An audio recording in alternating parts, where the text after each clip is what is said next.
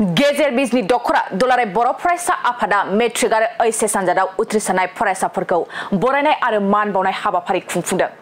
बाक्सा जिल्ला सालबारि महकुमानि बेन्दोंआव थानाय गेजेर बिजनि दख'रा एबसुनि गाहाय नब्लां खनासारा गेजेर बिजनि दख'रा एबसुआ देग्लायनि H.S आरो H.S आनज दआव उथ्रिसार जानो हानाय फरायसाफोरखौ बरायनायजों लोगोसे मान बावदों।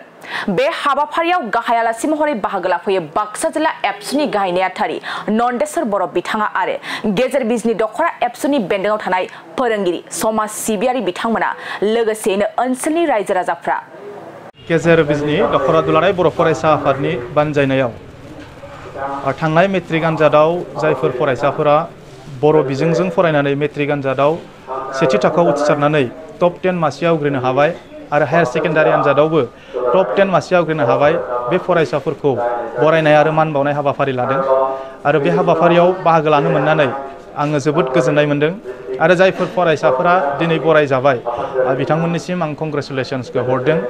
फैबाय थानाय समाव जाहाथे बिनिख्रुइ साबसिन मोजां रिजाल्ट खालामनो हायो बिथांमोना आं बिनि थाखाय आनान गसाइनि सेराव बोर बिदों। मानोना बिसोरबायदि साफा साफा फरायसाफोरानो मोनसे समाव गावनि जिउ राहा दानायजों लोगोसे गावनि न'खरनि खामानि मावनायजों लोगोसे आरो बे ओनसोलनि खामानि मावनायजों लोगोसे बर' हारिनि थाखायबो खामानि मावनो नांगोन। दा ओंखायनो आंनि लुबैनाया बेनो फरायसाफोरा समाज दानायावबो बिबान लानो नांगोन, हारि दानायावबो बिबान लानो नांगोन आरो गावनि जिउ राहा दानायनि थाखायबो दिनै खस्थ' खालामनानै फरायनांगोन। दा बेखिनिखौ आङो आंनि फारसेनिफ्राय आंनि बिबुंथियाव आं होनाय जादों। बाक्सा जिल्ला दुलाराय बर' फरायसा आफादनिफ्राय जानो गोनां मेट्रिक आरो H.S आनजादनि सायाव मा हाबाफारि लागोन होनना फोरमायगोन? देग्लायनि 2024 मायथाइनि मेट्रिक आनजादनि प्रग्रामा दिनै ओंखारबाय आरो बे मेट्रिक आनजादाव थांनाय समफोराव जोङो रिजाल्टखौ नायदों।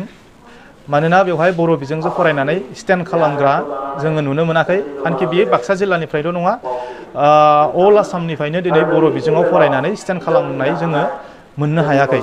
दा बेनि थाखायनो बे बोसोराव मोननांगौनि थाखाय जोङो बाक्सा जिल्ला दुलाराय बर' फरायसा आफादा जोङो मोनफ्रोमबो गोजौ फरायसालियाव फरायनाय फरायसालियाव जोङो दिनै प्रग्राम खालामदो जोङो आरो जोङो मेट्रिक केन्डिडेट फरायसाफोरखौ जोङो दिनै लोगो हमनाय खामानिया नैबे साननैसो उनाव जोंनिया सोलिसिगोन। जोङो फोरोंगिरि सारमोनजों सावरायनानै बा गार्जेन बिथांमोनजों सावरायनानै जेरैखि जाया बे बारनि मेट्रिक आनजादाव जाहाथे बर' बिजोंजों फरायनानै स्टेन्ड खालामग्रा फरायसाखौ जोङो दिहुनथारनो हायो, बिनि थाखाय जों खामानि मावगासिनो दङ दुलाराय बर' फरायसा आफाद बाक्सा जिल्ला कमिटियाव।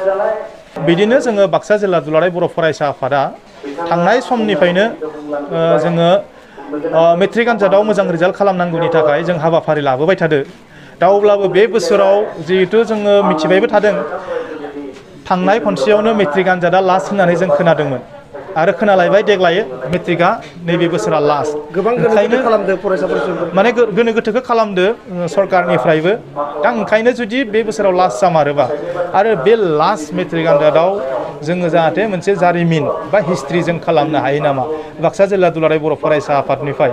दा बेनि थाखायनो जोङो खावलायदों फरायसाफोरखौ जोङो लोगो हमदो आरो फोरोंगिरि सारमोनखौबो जोङो सावरायनानै जोङो बिथांमोनखौबो दायित्व लानो होदो जाहाथे बे बोसोराव जाहाथे जों मोनसे हिस्ट्रि खालामनो हायो नामा बाक्सा जिल्लाया। दा बेनि थाखाय जोङो जयैनो दुलाराय बर' फरायसा आफाद, फोरोंगिरि गौथुम आरो फरायसाफोर आरो गार्जेन जयै बयनिबो खौसे नाजानायनि गेजेरजों जों मोनसे हिस्ट्रिखौ जों खालामनो हायो नामा बेनि थाखाय जोङो खामानि मावगासिनो दं। जिहेथु माखासे फरायफुनाय उन्दै उन्दै गथ'फोरा फेग्रा मुवा बाहायो, बेनि सायाव माबा मोनसे सांग्रांथिनि माबा मोनसे खोथा फोरमायगोन नामा? सांग्रांथियाथ' जों जाथारनो नांगोन। बे थांनाय हराव रुपहि दख'रानि बेन्दोंआव थानाय जा बेवहाय मोनसे फुजा जायो दुर्गा फुजा। दा बेवहाय सानै बर' गथ' जायगायावनो जिउ खोमादों एक्सिडेन्टआव होननानै खोनानाय लोगो लोगोनो जोङो जोबोद दुखु मोनदों। मानो होनोबा बिथांमोना साफा साफा बर' फरायसामोन आरो बेबायदि बर' फरायसाफोरा जेरै फुजा नायनो फैनायनि मुङाव जुदि निसा बेसाद लानानै आरो नांनायनि बारा जुदि गारिखौ स्पिड सालायनानै जुदि बेबायदि एक्सिडेन्टआव साफा साफा जुदि जिउ गोमाबाय थानो गोनां जायोबा दिनै जोंनि बर' समाजा बोरैहाय जानो।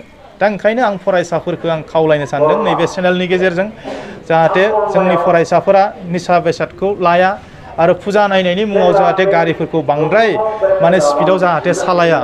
इसोर सिबिनाय नैबे फुजायाव जाहाथे जोङो इसोरखौ सिबिनांगौनि थाखायसो जों फुजा खालामनाय जायो।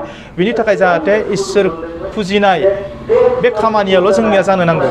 आरो बिनि थाखाय आङो नैबे समाव फुजा कमिटिनि दैदेनगिरि बिथांमोनखौबो आं खावलायगोन मानोना बाक्सा जिल्ला दुलाराय बर' फरायसा आफादा गोबाव समनिफ्रायनो जोङो गोबां फुजा कमिटिफोरजों जोङो चेलेन्ज खालामबोनो गोनां जादों मानोना खायसे खायसे फुजा फोरबोआव जोङो जुवा होनाय जोङो नुनो मोनबोदों जौ फाननाय जोङो नुनो मोनबोदों आरो बे जिनिसा दिनै जोंनि फरायसा समाजखौ दिनै गुबुंले खालामगासिनो दङ जोंनि थासारिखौ गुबुंले खालामगासिनो दङ ओंखायनो फुजा कमिटिफोरखौ आं खावलायदो जाहाथे फुजाखौ खुङोबा जाहाथे डिसिप्लिननि गेजेरजों आध्यात्मिक दिगखौ नायनानै दिनै इसोरखौ सिबिनायनि मुङाव जाहाथे फुजाखौ खालामो आरो बे फुजा खालामनायनि गेजेरजों जोंनि गेजेराव जाहाथे गोजोन फैयो सान्ति फैयो बिनि थाखायसो जाहाथे फुजाखौ खालामो आं बेनि थाखायनो फुजा कमिटिफोरखौ आं खावलायहरनाय जाबाय।